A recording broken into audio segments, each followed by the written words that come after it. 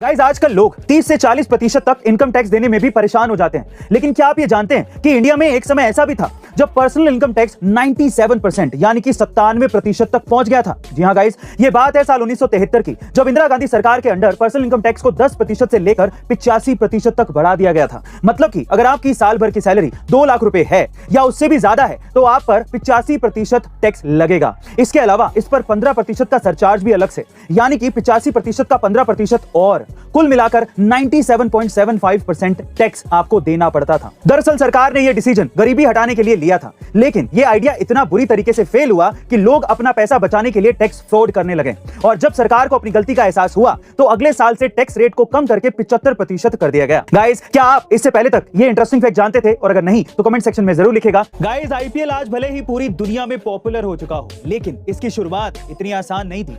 दरअसल आईपीएल के फाउंडर ललित मोदी को यह पता था कि इंडिया में क्रिकेट का बहुत ही ज्यादा क्रेज है, लोग बहुत दीवाने हैं।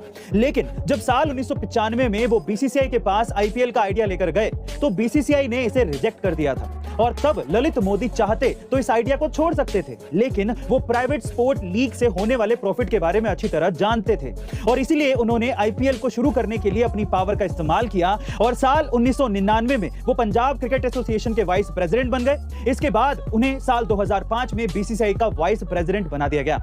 अब उनके लिए आईपीएल को शुरू करना आसान हो चुका था और इस तरह से उन्होंने साल 2008 में आईपीएल की शुरुआत कर दी और पहले ही सीजन में आईपीएल हिट हो गया। गाइस, क्या आप इससे पहले तक इस अमेजिंग फैक्ट को जानते थे? और अगर नहीं तो कमेंट सेक्शन में जरूर लिखिएगा। भारत की इकोनॉमी को लेकर एक बहुत ही चौंकाने वाली रिपोर्ट सामने आई है, जिसे सुनने के बाद आप लोग भी हैरान रह जाएंगे। जी हां गाइस, इंस्टीट्यूट फॉर कॉम्पिटिटिवनेस की रिपोर्ट के मुताबिक भारत में सिर्फ 10% लोग ही ऐसे बचे हैं जिनकी इनकम 25,000 या उससे ज्यादा है।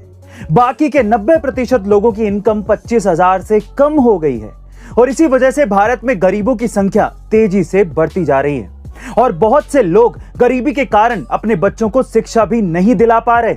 वहीं महंगाई भी इतनी तेजी से बढ़ रही है कि इसने पिछले 25 सालों का रिकॉर्ड तोड़ दिया है। गाइस, ये बहुत ही चिंता का विषय है। आपका इस बढ़ती महंगाई और गरीबी के बारे में क्या ख्याल है? कमेंट सेक्शन में जरूर लिखेगा और ऐसी इंफॉर्मेटिव वीडियोस के लिए शेयर, सब्सक्राइब एंड लाइक। मिलते हैं अगली वीडियो में।